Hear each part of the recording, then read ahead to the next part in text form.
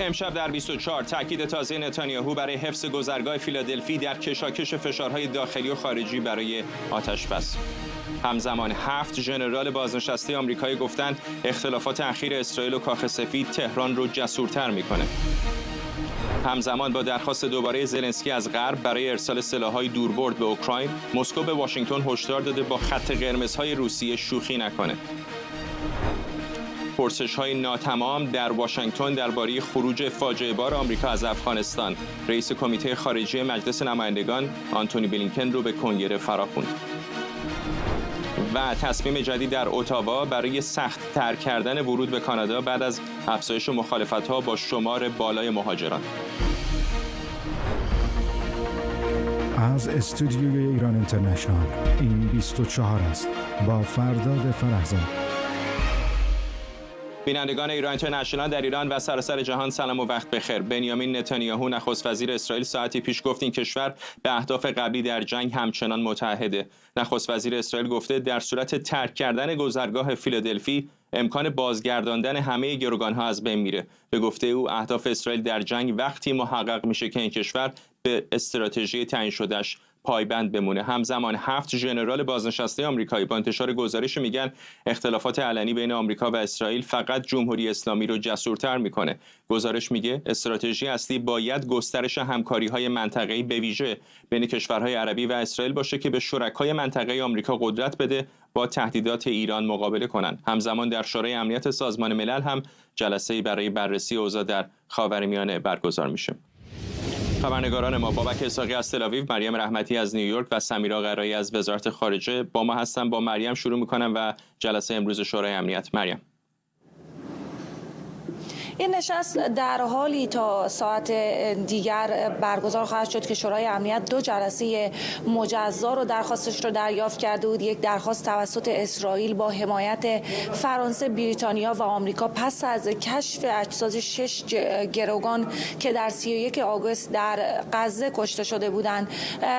سفیر جدید اسرائیل در سازمان ملل که قرار هست امروز در این جلسه شرکت بکنه گفته شده در 11 ماه گذشته از زمان آغاز جنگ در نوار غزه و حملات 7 اکتبر این اولین باری هست که شورای امنیت یک جلسه رو برگزار میکنه که بتونه بر روی وضعیت گروگان‌ها متمرکز باشه و این مسئله رو شرم‌آور خونده برای اعضای شورای امنیت سازمان ملل که تا حالا در مورد وضعیت گروگان‌ها جلسه خاصی رو برگزار نکردند و زیاد پیگیر وضعیت گروگان‌ها در نوار غزه توسط حماس نیستند.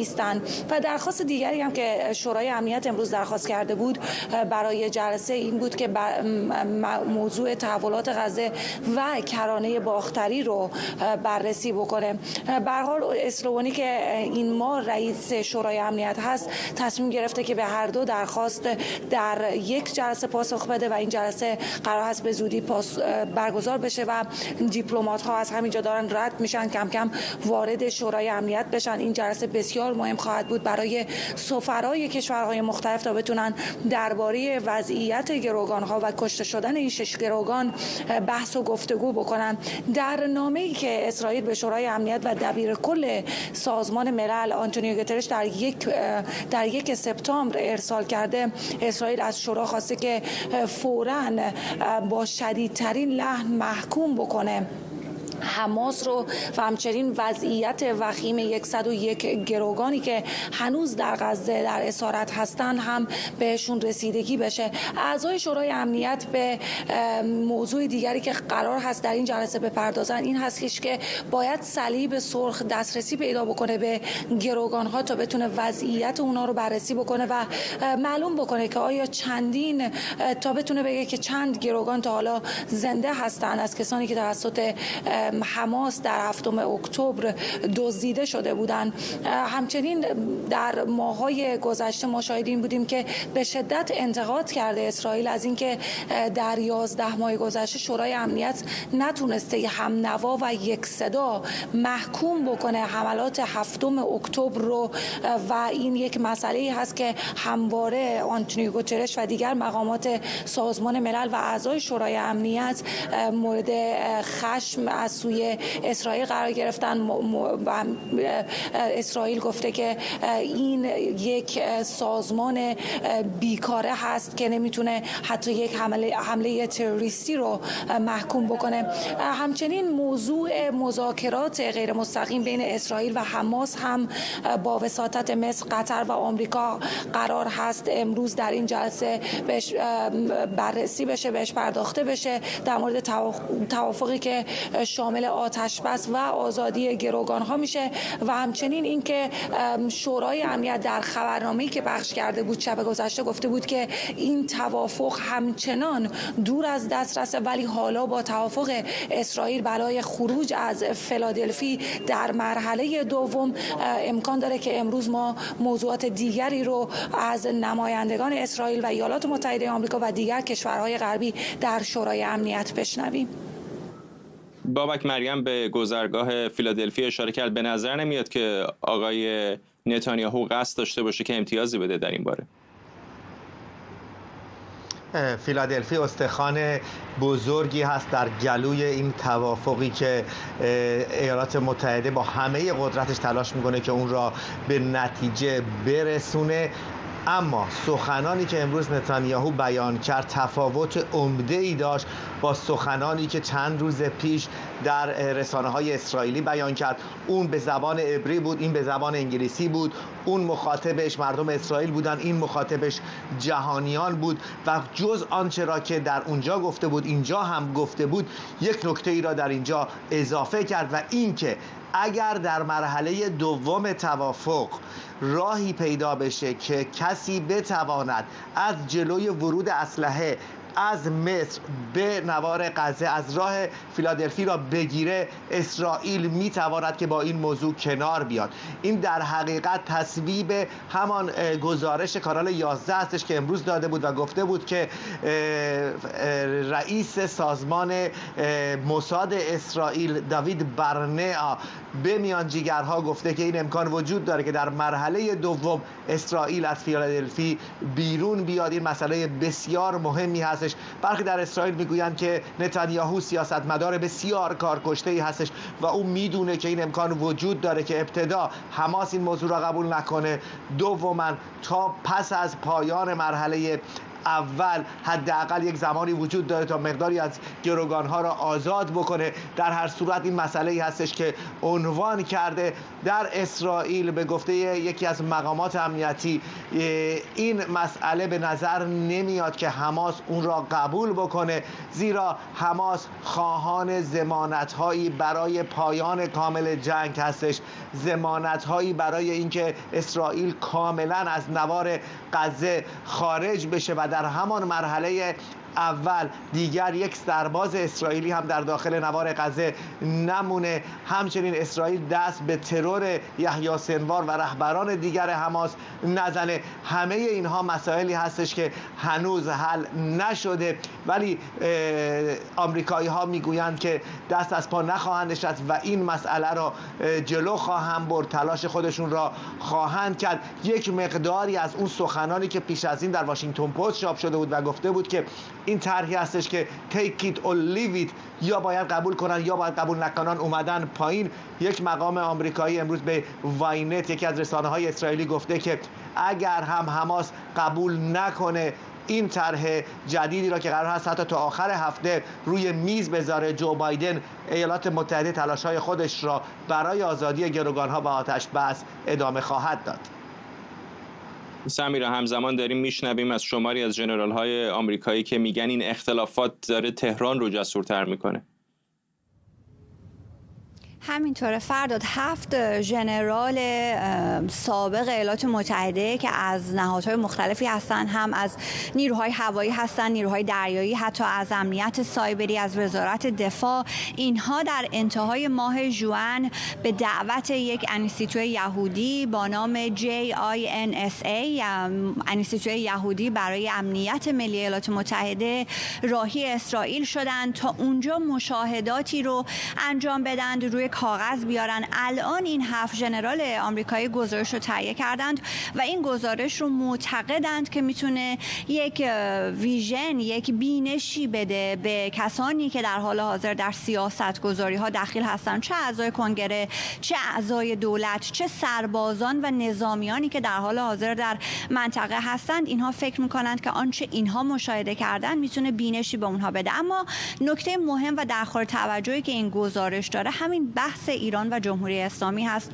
که بهش اشاره کردی. اینها نوشتند که بسیاری ممکنه که 7 اکتبر رو یادشون رفته باشه. مردم جهان عبور میکنند و یادشون میره که 7 اکتبر چه اتفاقی افتاده، ولی برای اسرائیل این گونه نیست. اسرائیل از اون زمان تا الان داره در جبهه‌های مختلفی میجنگه. اسرائیل از اون زمان تا الان محاصره شده در یک حلقه داغی که جمهوری اسلامی ایجاد کرده. در 7 جبهه اسرائیل داره میجنگه. این رو جمهوری اسلامی و نیروهای نیابتیش ایجاد کردن. جمهوری اسلامی رو به عنوان ضد قهرمان اصلی این جنگ این ژنرال ها دارن معرفی میکنند و میگن سالانه 7 میلیارد دلار جمهوری اسلامی هزینه کرده برای این تحولات منطقه، برای این رفتارهای مخرب و ایالات متحده در این میان باید حمایت‌های نظامی خودش از اسرائیل رو ادامه بده و اگر اختلافی وجود داره این اختلاف رو عمومی دو دولت نباید بکنند. اگر عمومی بکنند جمهوری اسلامی است که جری‌تر میشه، جمهوری اسلامی است که جسورتر میشه. این ژنرال‌ها معتقدند که اختلافات بین ایالات متحده و اسرائیل تنها یک برنده میتونه داشته باشه و اون برنده جمهوری اسلامی هست. اختلافاتی که ازش صحبت میشه شاید اگر نگاه بکنیم به این 10-11 ماه گذشته، بیشتر زمانی که خطر حمله اسرائیل به رفح وجود داشت اینجا در ایالات متحده انتقادات زیادی رو ایجاد کرد. ایالات متحده معتقد بود که حمله به رفح اتفاق درستی نیست، تصمیم درستی از سوی اسرائیل نیست. در یک منطقه کوچک با تعداد بالای جمعیت ممکنه که خطرات زیادی برای غیر نظامی ها داشته باشه. در اون زمان آمدند و ارسال بمب‌های 2000 پوندی رو متوقف کردند. گذشته از موارد این چنینی یا مثلا صحبت‌های جو بایدن 2-3 روز پیش که گفت آقای نتانیاهو تلاش زیادی برای آزادی گروگان‌ها نمی‌کنه، اختلافات آنچنان زیادی نبوده در این 10-11 ماه و این ژنرال‌ها معتقد هستند که اگر ایالات متحده دنبال ثبات هست، اگر میخواد به نفع اسرائیل کاری انجام بده در منطقه، باید بیاد اتحادها بین اسرائیل و کشورهای عرب منطقه رو قوی تر بکنه. اتحاد قوی بین اسرائیل و کشورهای عرب هم برای منطقه خوبه، هم میتونه جمهوری اسلامی رو تضعیف بکنه. اگر نگاه بکنیم این مشابه صحبتی هست که آقای آموس هاچستین، یکی از مشاوران آقای بایدن در امور خاورمیانه، هم روز گذشته انجام داده. آکسیوس یک گزارش اختصاصی منتشر کرده، میگه روز گذشته یک جلسه محرمانه برگزار شده بین مقام‌های ارشد دولت بایدن و اسرائیل و در این جلسه راجع به صلح با لبنان صحبت کردند و آقای هاچستین در این جلسه محرمانه به این اشاره کرده که اسرائیل اگر که موافقت بکنه با آتش بس با حماس میتونه به سمت عادی‌سازی روابطش با عربستان سعودی بره. این خواست که اسرائیل روابط خودش رو با عرب‌های منطقه بتونه عادی بکنه به نظر میرسه یکی از پیشنهاداتی است که ایالات متحده فکر میکنه میتونه اغوا بکنه اسرائیل رو با اون جلسه‌ای که بهش اشاره کردم. خیلی کوتاه بگم که آقای برت مکگرک بوده، جک سالیوان بوده، آقای هاچستین بوده، ارشدترین مقام‌های آقای بایدن هستن اینها و بحث اصلی این بوده که چه بکنیم با حزب الله لبنان. اون چه که اسرائیل میخواد اینه که مخصوصا نیروهای رضوان 100 کیلومتر دور بشن از مرز اسرائیل و ایالات متحده هم این اطمینان رو به اسرائیل بده که این آدم‌های نیروهای رضوان بر نمیگردند. اگر برگشتند ایالات متحده کوتاهی نکنه در حمایت نظامی از اسرائیل در جنگ خودش با نیروهای حزب الله لبنان. فرداد ممنونم. سمیرا قرایی، مریم رحمتی و بابک اسحاقی خبرنگارانمون از نیویورک، تل‌آویو و وزارت خارجه آمریکا. علیرضا نوریزاده روزنامه‌نگار و مدیر مرکز پژوهش‌های ایران و عرب هم از لندن به ما پیوسته. آقای نوریزاده، مشخصه که آقای نتانیاهو زیر فشارهای زیادی است، هم از طرف شرکاش مثل ایالات متحده آمریکا، هم از طرف دشمنانش مثل حزب الله و حماس، ولی نزدیک به 1 سال، 1 ماه دیگه میشه 1 سال، همچنان تونسته ماهرانه مانور بده این وسط. تا کجا به نظرتون میتونه ادامه بده؟ با درود به شما و بینندگان ایران اینترنشنال، ببینید آقای نتانیاهو خودش رو در یک دالان نختو گرفتار کرده. به این معنا که آقای نتانیاهو در مورد جنگ خب تا اونجایی که تونست کشت، 35,000 نفر کشته شدن، حالا در میونشون ما نمیدونیم چند هزار تا حماس هست. ولی نتانیاهو نباید ایالات متحده رو از خودش برنجونه.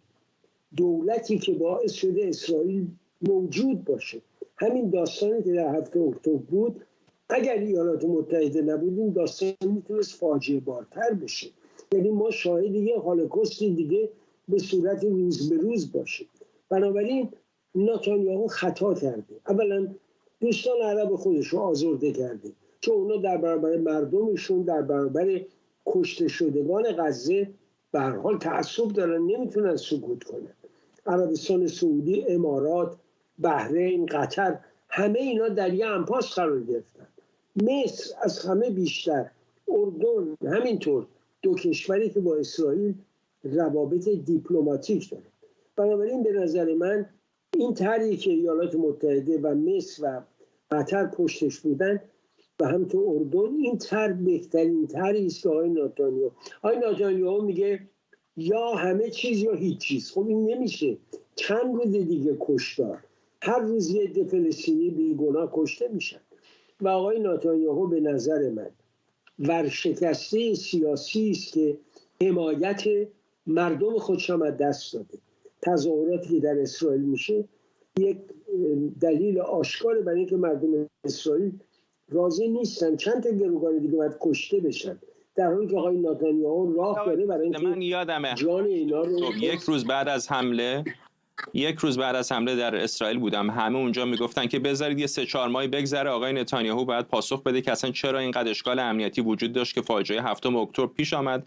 الان میبینیم 1 سال گذشته، علیرغم همه فشارها همچنان آقای نتانیاهو سر پا ایستاده. اولین بار هم نیست، طی این سالها هزاران مشکل مشابه داشته، از جمله پرونده‌های قضایی، ولی همیشه تونسته مانور بده. چه چیزی هست، چه توانایی در او میبینید که اینقدر علیرغم همه این فشارها همچنان میتونه به کارش ادامه بده؟ 2 دلیل. یه دلیلش جغرافیای سیاسی اسرائیل تغییر کرده. شما زمانی که جنگ 6 روزه شد یا جنگ 73، اسرائیل حداقل 10 تا رهبر داشت که در یک سطح بودن. اگر یکی شکست می‌خورد دیگری بود. آقای رابین بود، آقای شیمون پرز بود. اینا دونه دونه شخصیت‌های بزرگی بودن.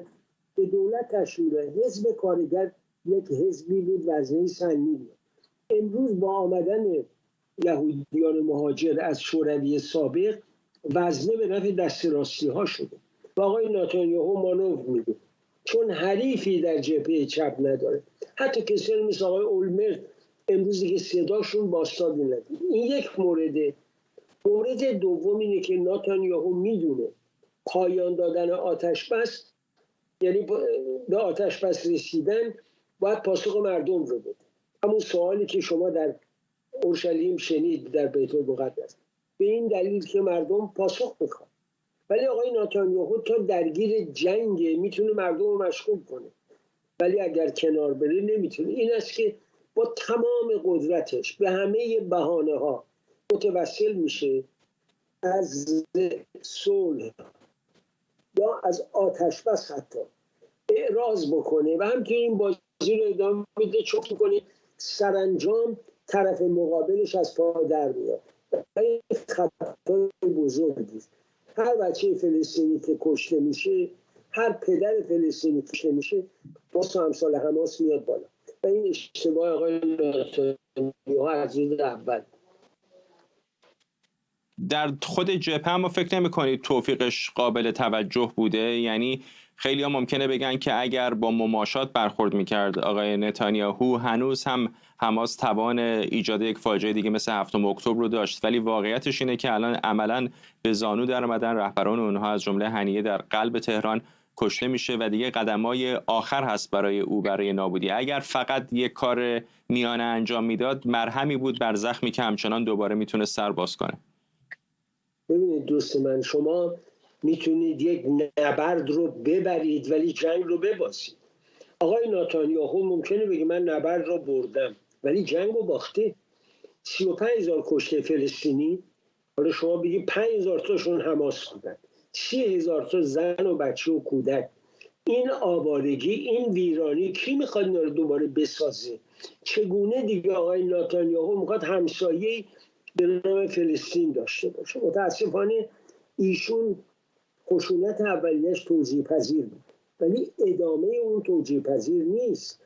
رفتن تونلا رو زدن، از بین بردن، همه اینو درست. حتی کشورهای عربی هم دندون رو جگر گذاشتن، چشون رو بستن. ولی الان دیگه از حد ایشون گذرونده. اگر با جمهوری اسلامی درگیره که میگه رأس سر افعی اونجاست، خب بره با جمهوری اسلامی روی بشه. چرا باید مردم فلسطینی هزینه رو بپردازن، در حالی که جنگ شروع کننده جنگ کسی دیگه است، مشوق جنگ کسی دیگه است، پول جنگ رو تهران میده، آقای خامنه‌ای میده، با مردم فلسطینی بیچاره دارن و خود مردم نمیخوان این جنگ. ممنونم از شما. علیرضا نوریزاده، روزنامه‌نگار و مدیر مرکز پژوهش‌های ایران و عرب از لندن. بعضی رسانه‌ها در اسرائیل میگن از امسال در یک دبیرستان نزدیک تل‌آویو رشته جدیدی به نام مطالعات ایران تدریس میشه. بنا به این گزارش تا به حال 15 دانش آموز برای این رشته پذیرفته شدند و مدرسان این رشته کارشناسان سابق سازمان‌های امنیتی اسرائیل مثل موساد و شینبت هستند. بر اساس گزارش‌ها دانش آموزان موضوعاتی مثل سپاه پاسداران، سیاست‌های علی خامنه‌ای و روابط بین شیعیان و سنی‌ها رو مطالعه می‌کنند. زبان فارسی و فرهنگ ایرانی هم بخشی از این برنامه درسی تعیین شده. مهر جاودانفر، تحلیلگر مسائل اسرائیل از تل‌آویو. با مسائل جاودانفر، جالب قبلا در سطح آکادمیک و دانشگاهی خب میدونم از این نوع رشته‌ها زیاد بود، ولی در حد دبیرستان مسبوق به سابقه نیست، نه؟ یه دبیرستان در شهر پتختیکوا است که در اونجا فارسی یاد میدادن، ولی به نظر میاد که این مدرسه در شهر خلون فقط اکتفا نکردن به زبان فارسی، بلکه سیاست حکومت جمهوری اسلامی ایران هم تدریس میکنن. اینها بچه‌ها رو دارن آماده میکنن برای کسانی که میخوان وارد مسائل ایران شناسی بشن در واحد 8200 اطلاعات ارتش اسرائیل که این بزرگترین واحد در ارتش اسرائیل است که اونها جاسوسی میکنن از راه‌های مختلف، الکترونیک و راه‌های دیگه، برای ردیابی و رصد کردن تهدیدها علیه امنیت اسرائیل. و به نظر میاد که این بچه‌ها دارن آماده میشن برای بخش ایران، میخوان آماده بکنن ببینن کسی از اونها استعدادش رو داره، کسی از اونها گزینه رو داره. ولی بس بگم که این برنامه‌های دیگری هم وجود دارن برای آماده کردن دانش آموزان اسرائیل برای ارتش، برای واحدهای دیگه. برای این واحد 8200 زبان بسیار مهم است. کسانی که در یکی از بزرگترین دلایلی که عربی در اسرائیل تدریس میکنن در مدارس آماده کردن دانش آموزان اسرائیل برای واحدهای اطلاعاتی ارتش اسرائیل است. و الان همینطور که میبینیم به خصوص بعد از 7 اکتبر نگرانی در مورد ایران افزایش یافته، البته حکومت ولایت فقیه در ایران که اونها حمایت میکنن از گروه‌های تروریستی و نیاز این که ما بیشتر بدونیم که برنامه‌های برنامه‌های حکومت در تهران برای ضربه زدن به امنیت اسرائیل چیست و خودمون رو آماده بکنیم. آقای جاودانفر، از زمان انقلاب اسلامی در ایران خب اسرائیل دشمن این نظام در تهران بوده، اما هیچ موقع شما در اسرائیل زندگی میکنید، هیچ موقع تا این اندازه ایران در مرکز توجه ها قرار داشته در اونجا؟ نه، باید بگم که نه. ببینید، نه، حقیقت چه به شما میگم. سال 2012 آقای نتانیاهو هر روز و هر شب داشت صحبت میکرد در مورد اینکه ما بایستی به ایران حمله بکنیم. آقای اهود بارک هم خیلی راجع به ایران حرف میزد.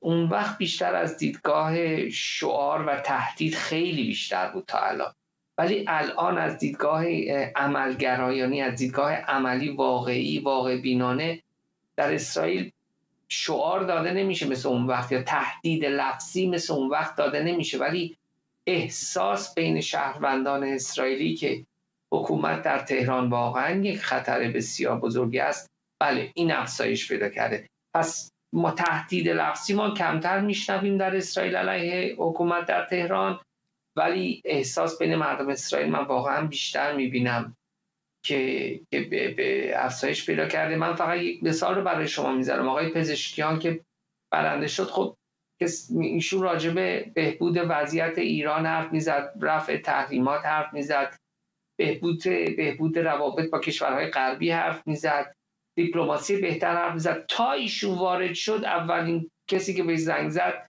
به آقای حسن نصرالله بود و بعد با رئیس جهاد اسلامی صحبت کرد که اینها که دولت او به گروه‌های فلسطینی و گروه‌های ضد اسرائیلی حمله خواهند کرد و حمایت را ادامه خواهد داد. بعد آقای اسماعیل هنیه، من نمیدونم آقای اسماعیل هنیه حالا دعوتش چه کاری داره که دعوتش بکنن به تهران برای همچین کسی که میخواد وضعیت دیپلماتیک ایران رو بهتر بکنه. ببینید با چه عشق، با چه علاقه آقای اسماعیل هنیه رو بغل میکردن، میبوسیدنش. واقعا کسی فکر میکرد که آقای اسماعیل هنیه یک قهرمانه برای آقای پزشکیان.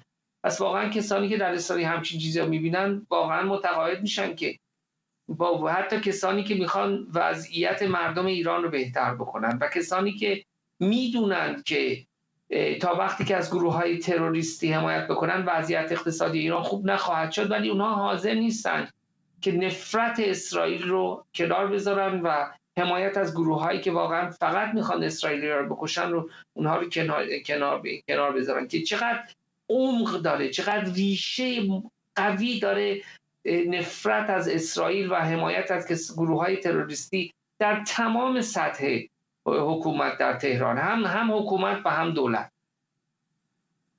ممنونم از شما. مهری جاودانفر، تحلیلگر مسائل اسرائیل از تل‌آویو.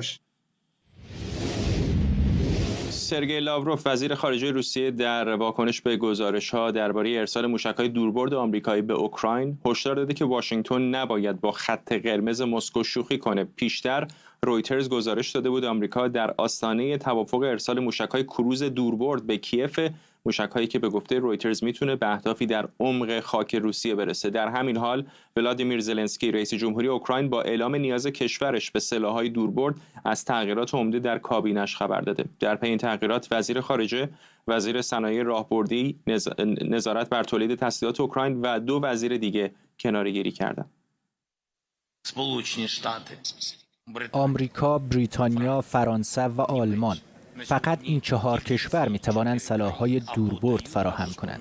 این سلاح‌ها به ما کمک می‌کند تا فدراسیون روسیه را از خاک اوکراین بیرون کنیم یا جان غیر نظامیان را در شهرهای مثل پولتاوا، دییف، خارکیف، کیف و دنپرو نجات دهیم. ما هر روز جانهای زیادی را از دست می‌دهیم.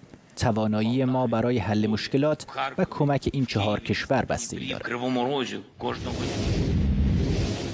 دامون گرریز، تحلیلگر امور بین‌الملل و مدرس دانشگاه لاهه از همین شهر با ماست. آقای گرریز، موقعی که جنگ اوکراین شروع شد کمتر کسی تصور میکرد که جنگ به داخل خاک روسیه بکشه. خیلی ها میگفتن اگر چنین بشه ممکنه وارد جنگ جهانی سوم بشیم، ولی میبینیم الان آرام آرام، شوخی جدی شده و دارن داخل خاک روسیه رو هدف قرار میدن. این بازی به کجا میتونه ختم بشه؟ درود بر شما فرزاد، همکاران عزیزتون و بینندگان گرامی. واقعیتش هم همینه که خط قرمزهای متعددی رو مطرح میکردن مقامات روسی، ولی خب مسئله فرستادن F-16 ها به اوکراین، همینطور وارد شدن به درون خاک روسیه در ماه اوت گذشته که بسیار بسیار از نظر حداقل پرستیژ میتونیم بگیم که پوتین و حکومتش رو زیر سوال برد، چون حکومتی که نتونه از خاک خودش دفاع بکنه، روایت غالب اینه دیگه، چطور میتونه که پس ادعا کنه در مورد در عمل خاک کشور دیگری یعنی اوکراین. همه اینها نشون دهنده اینه که خب این حرفا و این خط قرمزها خیلی هم خط قرمز نیست. البته فقط این روسیه نیستش که قبلا خط قرمزهایی رو مطرح میکرد. خاطرتون باشه مثلا اوباما هم در خصوص استفاده از بمب‌های شیمیایی در سوریه توسط بشار اسد خط قرمزی کشید در سال 2014، ولی خب به اونها عمل نکرد. از این جهت به گمان من خیلی نمیشه این رو جدی گرفت. قطعاً خب وزیر امور خارجه پوتین هم باید نوعی دفاعیه انجام بده، ولی نکته مهم اینه که زلنسکی گام برداشته برای اینه که قبل از انتخابات در امریکا ماه آینده در سپتامبر نشست سازمان ملل از این فرصت استفاده بکنه، برنامه پیروزی رو در عمل مطرح بکنه برای امریکا که در اون برنامه پیروزی شاید بشه قبل از نتایج انتخابات آینده در امریکا که ممکنه دونالد ترامپ که خیلی هم موافق حمایت از اوکراین نیست ریاست جمهوری رو به دست بگیره، قدم‌های بزرگی رو برداره برای اینکه بشه ریلگذاری‌هایی گذاشت که اوکراین واقعاً با وضعیت اسفناکی مثل چند ماه پیش مواجه نشه. اصل موضوع اینجاست. چشمانداز 2.5 سال جنگ در اوکراین به نظر میرسه که نه اوکراین رو میتونه به سمت جلو و به سمت پیروزی کامل برای پس گرفتن بخش شرقی کشور خودش رو به نتیجه برسونه و نه پوتین تونسته به خواسته‌های خودش برسه و این تبدیل شده به یک جنگ فرسایشی که دولت‌های بزرگتر، منظورم اینجا امریکا، ناتو از یک طرف، چین و همپیمانانش از طرف دیگه، عملاً از این جنگ دارن به نفع خودشون استفاده میکنن.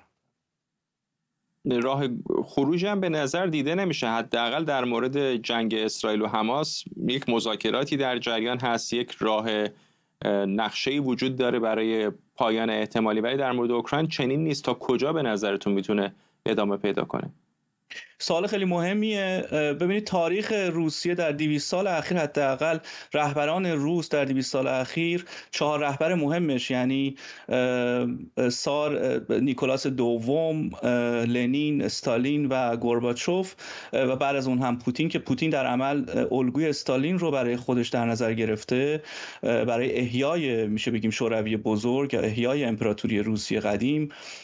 از این 4 تن 2 نفر عملاً میتونیم بگیم کناره‌گیری کردن یا کنار گذاشته شدن، نیکولاس دوم و گورباچوف، و 2 نفر که استالین و لنین باشن با مرگ طبیعی، حداقل به صورت رسمی با مرگ طبیعی رها کردن رهبری رو. به نظر میرسه که در مورد روسیه هم چنین مدلی در نهایت امر جواب خواهد داد در مورد مسئله پوتین و نگاهش به این جنگ. پوتین امکان این رو داره که این جنگ رو ادامه بده. به نظر میاد به جز اوکراین که هزینه جانی، مالی و انسانی داره میده، چه روسیه و چه دنیای غرب، هم اروپا و هم چین از طرف دیگه و هم پیمانان اون، از این جنگ به نفع راهبردهای خودشون و به نفع تغییر قدرت در دنیا، نوعی جنگ سرد دوم، استفاده دارن میکنن و به خاطر همین هم هستش که به نتیجه نمیرسه برنامه‌های صلح یا برنامه‌هایی که در اون بشه این جنگ رو مسالمت آمیز به پایان رسوند. به نظر من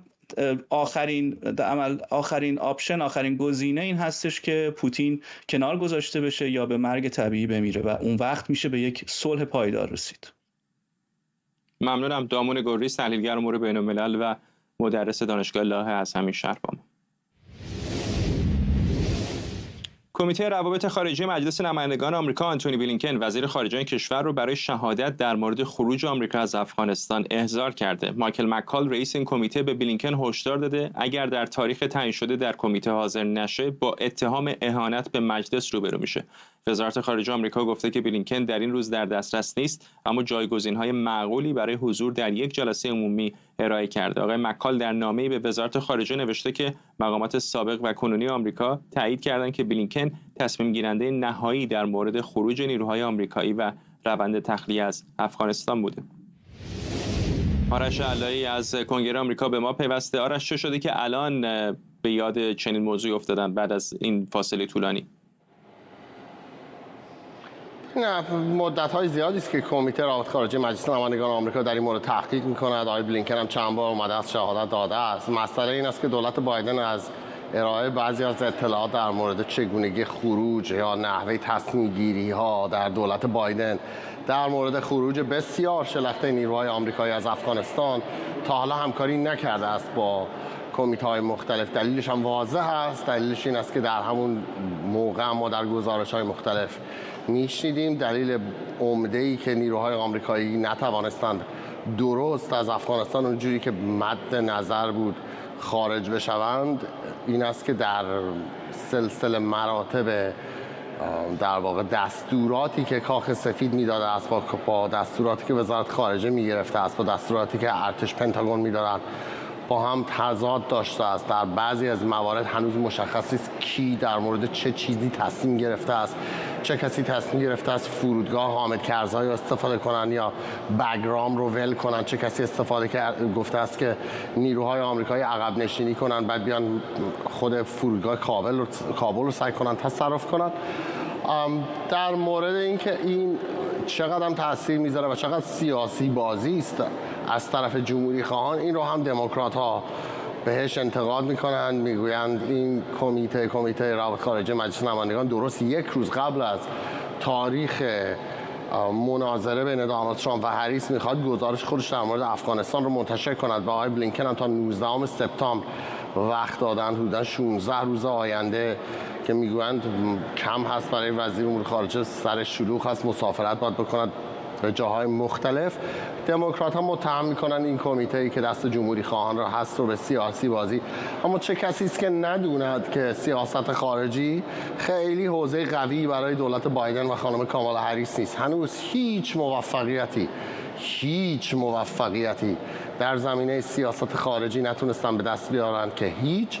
در مواردی مثل افغانستان کاملا تحقیر هم شدند، از جا گذاشتن نزدیک به 85 میلیارد دلار وسایل نظامی که بعضی‌هاشون هم قابل استفاده است. الان یکی از بزرگترین ناوگان‌های هلیکوپترهای تراوری آمریکایی در خاورمیانه رو طالبان داره، به خاطر که بسیارش ارتش آمریکا جا گذاشت پشت سر خودش و الان اونا میتونن استفاده کنن. از افغانستان گرفته تا روسیه که 3 سال هست این جنگ ادامه دارد، تا نزدیک 11 ماه جنگ در منطقه بین اسرائیل و حماس در خاورمیانه و گسترش اون به جاهایی مثل دریای سرخ و بعضی وقتها هم تنش‌هایی که با جمهوری اسلامی وجود دارد. خیلی دولت بایدن و هریس جایی ندارد برای که بگوید ما در سیاست خارجی قوی هستیم. برای رای دهندگان آمریکایی هم تا به حال مسئله سیاست خارجی اولویت‌های حتی 4 و 5 نبوده. اما وال استریت ژورنال امروز گزارشی نوشته است، میگوید شاید این بار به خاطر که تأثیراتی که این جنگ‌ها میگذارد بر اقتصاد آمریکا غیر قابل انکار هست، شاید این بار داستان فرق کند و سیاست خارجی تبدیل بشه و یکی از اولویت‌های اصلی رای دهندگان. ممنونم از تو. آرش علایی، خبرنگار ما در کنگره آمریکا. رویترز میگه کانادا با سخت‌تر کردن قوانین میخواد از تعداد ویزا برای سفر و مهاجرت به این کشور کم کنه و حتی گاهی افرادی رو که با مدارک معتبر وارد میشن برگردونه. این تغییر رویکرد در اتاوا در حالیه که دولت ترودو در آستانه انتخابات احتمالی سال آینده در نظرسنجی‌ها عقب افتاده و تلاش میکنه که تعداد دارندگان اقامت موقت و مهاجران دائمی رو کم کنه. بعضی شهروندان کانادایی معتقدن مهاجران در کمبود و گرانی مسکن نقش دارن. اردشیر زارزاده، مدیر مرکز بین‌الملل حقوق بشر و وکیل مهاجرت از تورنتو کانادا با ماست. آقای زارزاده، دولت آقای ترودو شناخته شده بود به اینکه خیلی اتفاقا سخاوتمندانه مرزهای این کشور رو به روی مهاجران باز کرده. الان این اقدامش چقدر فکر می‌کنید که میتونه در انتخابات احتمالی به اون کمک کنه؟ خب همونطور که به درستی اشاره کردین، یکی از ویژگی هایی که همواره میگفتن دولت لیبرال در کمپین های انتخاباتیش داره اینه که شعار میده که مهاجران بیشتری رو میپذیره و اتفاقا یکی از نقاط مثبتی که در انتخابات اولش پیروز شد آقای ترودو در مواجهه با حزب کانسرواتیو دولت آقای هارپر همین مسئله بود، ولی واقعیتش سیاست درستی در حوزه مهاجرت نداشت و سیاست درهای باز مهاجرتی آقای ترودو باعث شد که در کانادا ما با بحران اقتصادی روبرو بشیم به خاطر اینکه سیاست درستی نداشتیم. و همین مسئله الان دغدغه اصلی خیلی از کارشناسان هست که آقای ترودو اون زمان که در رو باز کرد سیاستی نداشت، پلنی نداشت، برنامه‌ای نداشت و نمیدونست مثلا یه متخصصی که تو این کشور میاد میخواد باش چیکار بکنه، یا فردی که تروریست هست یا با سازمان‌های تروریستی همکاری میکنه و به راحتی میاد وارد کانادا و این دغدغه‌هایی که خب وجود داره چرا یک چنین فردی تونسته ویزا بگیره بیاد، یا افرادی که وابسته به رژیم‌های دیکتاتوری هستن، حضور اونها در این کشور چه تاثیرات سیاسی میتونه داشته باشه. همه اینها البته مثال زیاد هست، همه اینها دست به دست هم میده که دوباره همین دغدغه ها مطرح بشه که الان هم که آقای ترودو میخواد سختگیری بکنه در حوزه مهاجرت، سیاست مشخصی نداره و بیشتر به خاطر فشارهایی که روش وجود داره. یعنی مثلا الان ما با بحران بزرگی در بازار مسکن روبرو هستیم و خب دولت ترودو میخواد که با کم کردن مهاجرین در واقع صورت مسئله رو حل بکنه، در حالی که اتفاقاتی که افتاده در کانادا زیربنایی هست. یعنی با آمار ارقام مهاجرت ممکنه که اقتصاد به این راحتی مشکلاتش برطرف نشه. ولی خب خیلی از این مهاجران سرمایه ها چه مالی و چه دانش زیادی به کانادا آوردن. حذف ناگهانی یا توقف ناگهانی نمیتونه ضربه بزنه به اقتصاد کانادا؟ کوتاه اگر بفرمایید. قطعاً با چالش‌های زیادی روبرو خواهیم شد. همین الان هم کانادا با بحران اقتصادی شدیدی روبرو هست و شاید هم یکی از دلایلش همینه که تعداد مهاجرین رو دارن کم میکنه. ولی ببینید تر خوش با هم میسوزونن. یه خانواده‌ای که میخواد خانواده درجه یکیشو ببینه تا مراسمی شرکت بکنه یا مشکل پزشکی وجود داره، تمام اینها تحت تاثیر قرار میگیره. فقط مسئله این نیست که تعداد ویزاهای کار کم میشه یا دانشجویی کم میشه یا تعداد مهاجرین دائم ویزاهاشون کمتر میشه، ویزاهای ویزیتور هم تحت تاثیر قرار گرفت و بسیاری از خانواده‌ها تا همین چند ماه گذشته که خب من خودم هم یکی از کارهام در دفترم این هست، روبرو هستم که مردم به شدت نگران هستن، ناراحت هستن و با این سیاست دولت لیبرال واقعا شوکه شدن که از اون طرف ما در رو باز کردیم و با مشکلات زیادی روبرو شدیم، از جمله ناامنی، جرائم، تظاهراتایی که می‌بینیم از کشورهای دیکتاتوری حمایت میشه و از یه طرفی هم الان کلی متخصص ما داریم اما براشون پلنی نداریم و این متخصصین نمیتونن از تخصص خودشون به خاطر موانعی که در این کشور وجود داره برای جامعه و مردم درست استفاده بکنن. باز هم یه سوال خیلی کوتاه دیگه ازتون میپرسم. میدونم که ایرانیان زیادی در این سالهای اخیر آمدن با روادیدهای توریستی به امید اینکه تبدیل به اقامت دائم بشه. چقدر اونا الان در خاک کانادا به نظرتون باید نگران باشن؟ خب اتفاقات دیگری خواهد افتاد، مطمئناً به همین بسنده نخواهد کرد دولت. چند روز پیش اعلام شد که کسانی که میتونستن از داخل خاک کانادا با داشتن ویزای ویزیتوری و توریستی برای اجازه کار درخواست بدن، دیگر این کار از داخل خاک امکان پذیر نیست و نخواهند تونست. خب طبیعتاً این سیاست ها هی آپدیت میشه و سیاست های جدید میاد، نگرانی وجود داره، ولی خب این نشون میده که در واقع اقداماتی که دولت انجام داده بود بیشتر سیاسی بود تا اینکه بر اساس آمار و ارقام و برنامه‌ریزی درست برای جامعه و اقتصاد بوده باشه. ممنونم از شما اردشیر زارزاده، مدیر مرکز بین‌المللی حقوق بشر و وکیل مهاجرت از تورنتو کانادا با ما.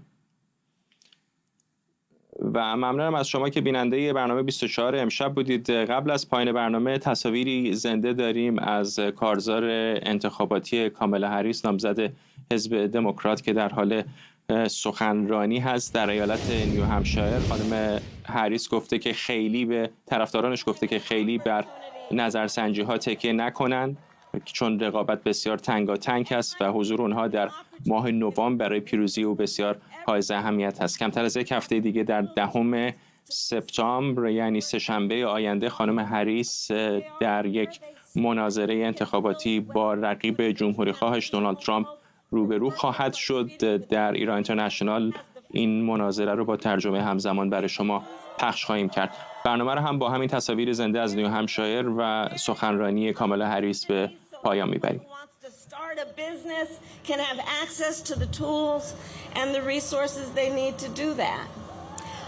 I believe, and I said it before to Nicole, I believe America's small businesses are an essential foundation to our entire economy. Think about it.